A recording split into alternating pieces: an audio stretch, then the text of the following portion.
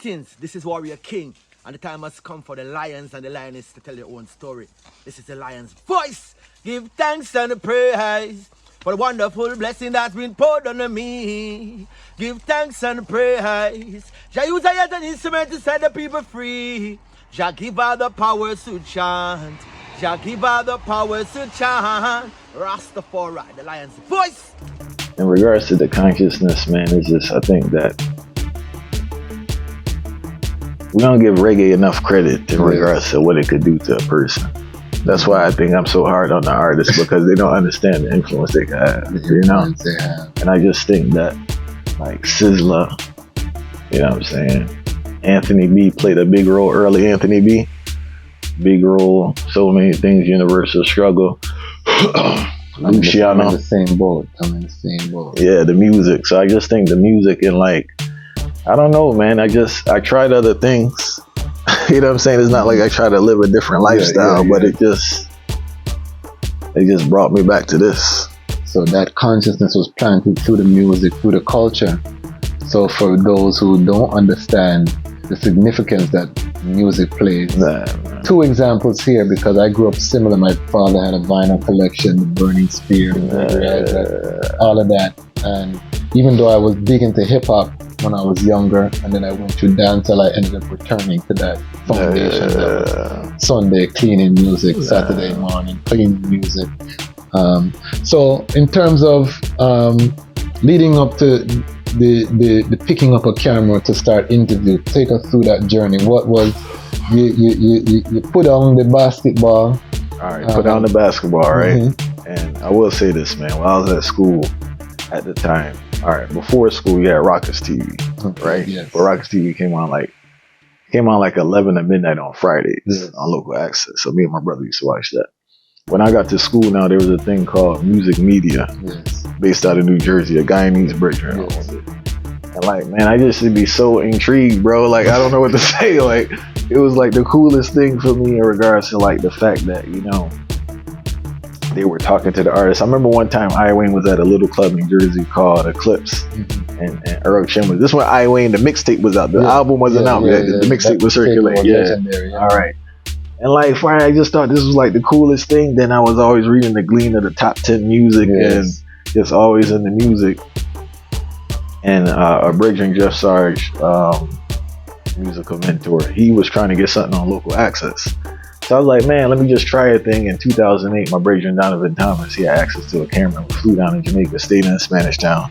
Cousin Julie B drove us around and we interviewed, I said it earlier, U-Roy, Queen Africa, Tony Rebel. Okay, so these were actually in Jamaica? In Jamaica, the first one flew down there, and Eddie Fitzroy. I got Tony Rebel number at Rebel Salute. I was at Rebel Salute in Port Kaiser in St. Elizabeth, and he gave me his number. And that's how I got the link with Queen Africa early. I saw Eddie Fitzroy. I don't have backstage passes, so you know it's the gate. So I was just waiting and gave a little lyrics and got it. And U-Roy, how did I get U-Roy? I think U-Roy, he wasn't there. How did I get U-Roy? I forgot. I think Jeff Sarge gave me U-Roy number or something. But we did that, right? Then at that time it was on a tape, the little tapes in the camcorder. I didn't know what to do with it. Then it never worked out with the local access thing, and I just started working and hustling. So that footage never aired? No, I put up the Queen Africa. Like, if you see it there, she's very young. That's from 2008, I think. Okay, nice. Eddie Fitzroy, and I never put up the Tony Rebel one, but I did put up the Queen Africa and Eddie Fitzroy. Big up Tony Rebel. Big time. He's done a lot of work for us with Jamaica music. And he did some work with us with Jaria. Representing for Jaria for our youth summit. So always maximum respect. And I have to big him up too, because I will say this with Tony Rebel is that when nothing, I didn't even have no reference to show this, man. You know what I'm saying? It's not even like, yo, I'm doing this. It's just an idea. Yo, the breakdown always gave me a script, yo. You know? And Tony Rebel, the one that linked me up with Muda Brook, gave me Muda Brook a number. Big up Muda. Yeah, big respect to Muda Brook. I'll tell you about that one later. But then we started again in 2016. First interview we did, Restart. Was this I Never Knew TV at this point, or this was I Never Knew TV. Okay, I Never Knew TV. 2016. Yeah, I Never Knew TV, December. Hold on, this is important, because when people see this interview and they go to I Never Knew TV and they see the 433,000 plus.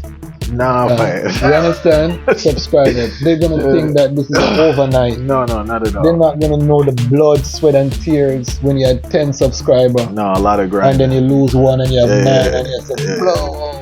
You know what I mean? They don't see that part there. So I want you to speak about the early part of the trial. I know you're deep in now, but bring yourself forward. The early trial is I can tell you right now, the first interview we did on the revamp was they had a show in Queens that got canceled. Marcia Griffiths, Kim Booth, Earl Dunkley, Admiral Tibet, Little John. I had the link. I interviewed Kim Booth, Earl Dunkley, and Little John. I interviewed Kim Booth 4 in the morning. I was shocked he was still up now. Yeah, right?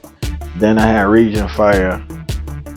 The Bergeron, Morgan Heritage was managing him at the time. I forgot his name.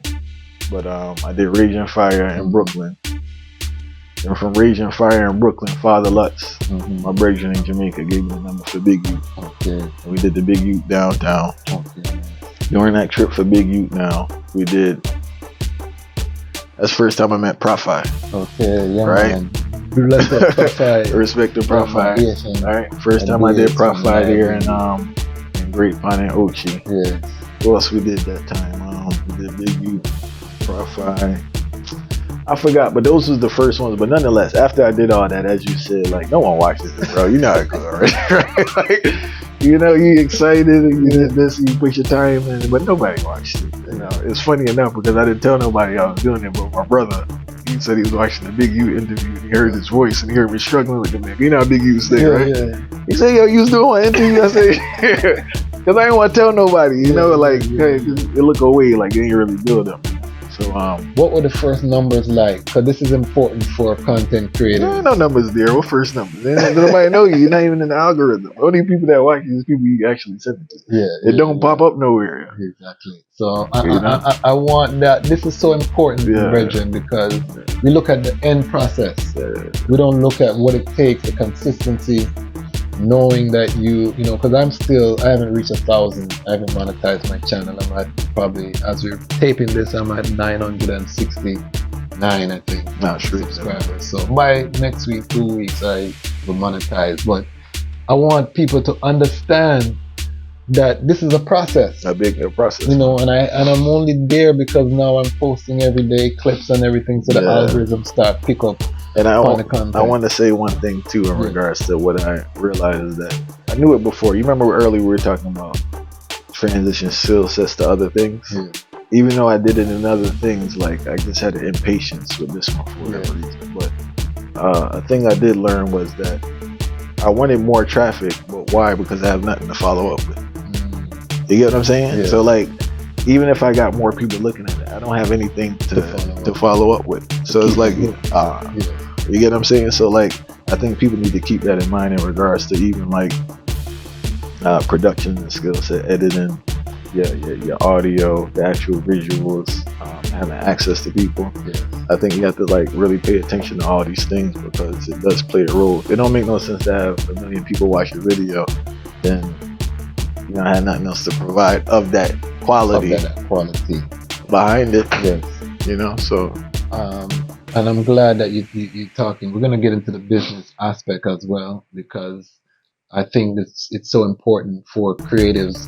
Creatives are my passion. Creatives, I'm a creative industry, and I think we don't have these discussions enough, particularly in Rastafari, where business is kind of shunned. The business, and I have to say that when we laugh because you understand, you know what I mean? It's almost demonized.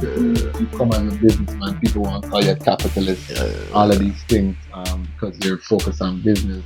When His Majesty was a businessman, and so I'm very passionate about the business side. And you starting in 2016, you have these artists that have a name, that have a following, and you're thinking to yourself, I'm gonna post because this person has a following, I'm thing shot. And then you post it and it just right there, sit down right there. Sit down.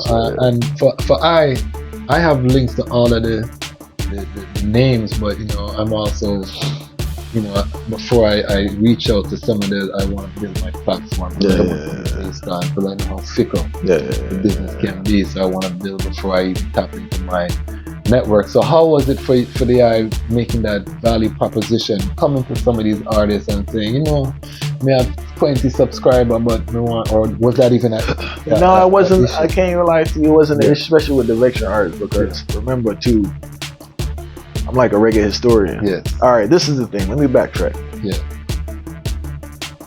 Because I knew so much about reggae, they were impressed with the conversation. See, now Jamaican people stay when they meet you, they kind of stand off and all this and that. But when we started talking, man, it was refreshing for them to delve into the history out of the generic questions. So that's like my brand in the sense of right. So but nah, initially because it was links, man. Like as I said, Big Ute was through a friend. Leroy was through Jeff Sarge. Everybody else I just approached and they were like pretty cool because contrary to popular demand, you have a lot of artists. I will say this about Tony Rebel too and Sizzla. I have to mention this.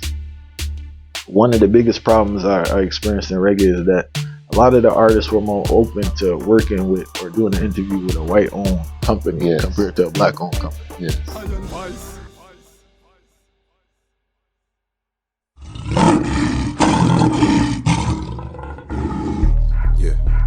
One King of Kings, one throne. Thrones of the house of the great King David. I and I the generation of them that seek him, that seek the high face, O Jah. So lift up your heads, O you Ethiopians, and be lifted up, O you ever live indoors, and let the King of Mount Zion yadi.